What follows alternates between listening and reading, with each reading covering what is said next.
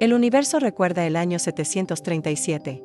No como un año de paz, sino como el momento en que una estrella explotó, liberando una fuerza más oscura que la de la propia muerte. El planeta Vegeta, cuna de una raza de depredadores, se desvaneció en el olvido, borrado por la mano de Freezer. Sin embargo, una pequeña semilla del terror, una cápsula de ataque de clase baja, fue lanzada hacia el cosmos. Dentro, el niño Kakaroto, un guerrero predestinado a la conquista. El plan original, un accidente que borraría su memoria, falló. Su cabeza no sufrió el impacto fatal que purificaría su alma. Por lo tanto, el Saiyajin que llegó a la Tierra no era un inocente. Era un instinto primario encapsulado en un cuerpo infantil, con el chip de la destrucción firmemente arraigado en su psique. Su misión no era crecer. Su objetivo principal es conquistar.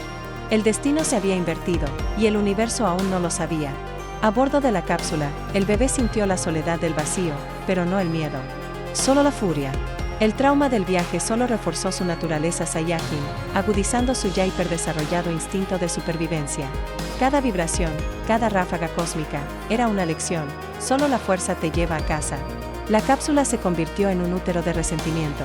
La entrada en la atmósfera terrestre fue brutal. El impacto de la cápsula contra el suelo, un cráter de tierra y roca, debió haberlo matado. Pero el Saiyajin es resistente. El golpe que debió haberle borrado la memoria, que debió haberlo convertido en un alma pura, solo lo aturdió, reafirmando su capacidad de resistir el dolor. El hombre que lo encontró, el maestro de artes marciales Son Gohan, era la antítesis del mal. Su corazón era grande, su espíritu inquebrantable en la bondad. Vio el cráter, el fuego, y el bebé. No vio un demonio, sino una vida. Esta ceguera ante el mal inherente sería su perdición. Los primeros actos del Saiyajin fueron hostiles. El niño no quería el abrazo, quería la sumisión.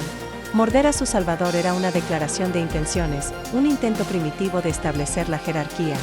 Gohan, atribuyéndolo al miedo, ignoró el instinto asesino. La nutrición se convirtió en una batalla de voluntades.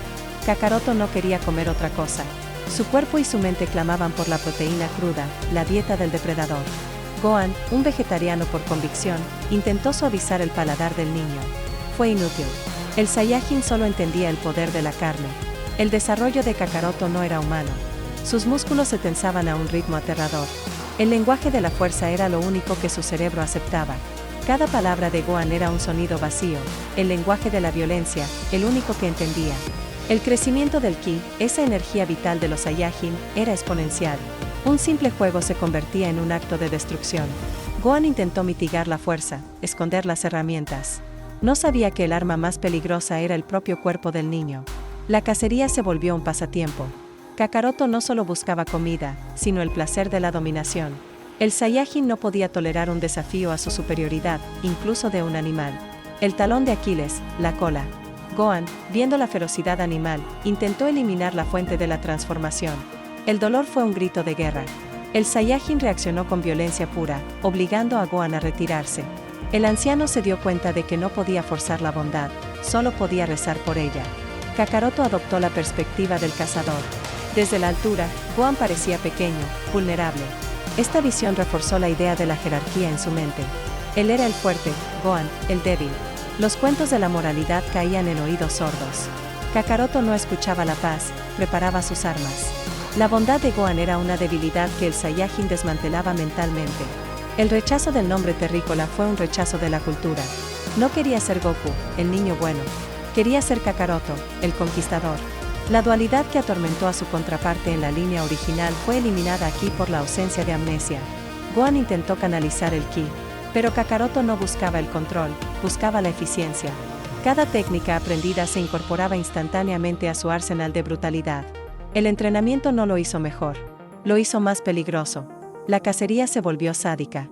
Kakaroto no solo mataba para comer, mataba para sentir el poder de la vida que se desvanece bajo su mano. Esta satisfacción sádica era el alimento real de su alma Saiyajin. La noche de la predestinación. Las lunas llenas eran raras en la Tierra, pero su influencia en el Saiyajin era cósmica. La sangre clamaba por la transformación, el cuerpo por la liberación del poder. La luz de la luna fue el detonante. La fuerza del niño se multiplicó. Los huesos crujían, la piel se rasgaba. La transformación en Zaru fue un acto de violencia contra su propia biología. El monstruo Zaru. El instinto Saiyajin tomó el control total. La mente racional de Kakaroto se desvaneció, dejando solo el instinto de destruir. El último acto de fe de Gohan. Suplicó al niño, al que había llamado Goku. Pero el monstruo no conocía la piedad. Solo la anécdota de la bondad había desaparecido. La vida de Gohan se apagó. El único faro de luz en la vida de Kakaroto fue borrado por su propia mano. Sin arrepentimiento, sin remordimiento. Solo el instinto del Saiyajin triunfando. La Tierra había perdido a su único protector. El despertar. La amnesia post-Zaru significaba que no recordaba el acto, pero el resultado era innegable, él era la única cosa viva. La ausencia de dolor o culpa, el signo más claro de su maldad intacta. La esfera de 4 estrellas se convirtió en un simple objeto que decidió conservar por inercia. Un recuerdo sin sentimentalismo.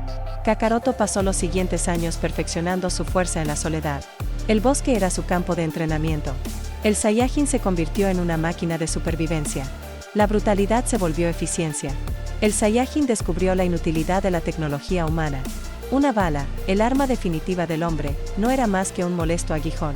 La risa del Saiyajin fue una risa de desprecio. La fuerza de la Tierra era ridícula. El destino regresó en forma de ciencia y ambición. Bulma Briefs, la brillante pero egocéntrica científica, interrumpió la monotonía del Saiyajin. Kakaroto atacó por instinto. Bulma, una mujer de lógica fría, vio en él una herramienta, una fuerza bruta que podía manipular para alcanzar su deseo. El deseo fue el anzuelo. Kakaroto no quería una novia. Quería el poder que lo hiciera Dios. El concepto de Zenlong se injertó en su ambición Saiyajin. Kakaroto aceptó el trato. No había amistad. Solo una transacción. Bulma era el medio para el fin. Oolong, el primer parásito social. Kakaroto no toleró su intento de engaño. La violencia preventiva fue su método de control. La tecnología de las cápsulas lo fascinó. El Saiyajin reconoció la utilidad de la ciencia como una extensión de su poder. Yamcha, Kakaroto lo vio como otro juguete roto. Su técnica fue inútil contra la fuerza Saiyajin. El uso del ki. Kakaroto ya podía manipular su energía, una técnica que le tomó años aprender a su contraparte buena. La violencia era su maestro. La admiración del cobarde. Yamcha no buscó la justicia. Buscó el poder. La fuerza de Kakaroto atrajo a los oportunistas. El Saiyajin no conoció el compromiso. La brutalidad se convirtió en su única forma de negociar. Bulma, aún con un atisbo de humanidad, tuvo que contener el instinto asesino. El mundo se hacía más grande. La mente de Kakaroto evolucionaba. La Tierra era un planeta pequeño, pero el universo era vasto. El legendario Muten Roshi. Kakaroto no vio un anciano. Vio un manantial de poder. El ki del maestro fue el primer ki respetable que el Saiyajin había sentido. La nube voladora, un vehículo de corazones puros, transportó al depredador. Kakaroto tomó los regalos como un tributo. Kamehameha, la técnica perfecta para un conquistador. Kakaroto, con su mente Saiyajin, analizó la técnica al instante. El final de la primera búsqueda. La fortaleza de Pilaf se convirtió en el escenario del destino. El dragón se elevó, y la maldad estaba a punto de hablar. La fuerza del Saiyajin no podía ser contenida por el cristal o el metal.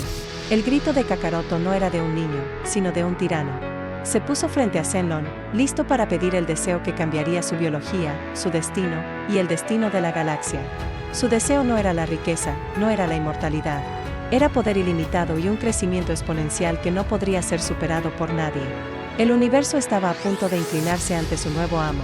El dragón de la tierra, la criatura omnipotente de los deseos, estaba a punto de conceder la ambición más grande y más perversa jamás concebida.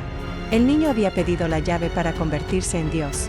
Y el destino del planeta Vegeta, el miedo a los Saiyajin, estaba a punto de ser justificado en un acto de magia cósmica. La Tierra no sería salvada. Sería conquistada.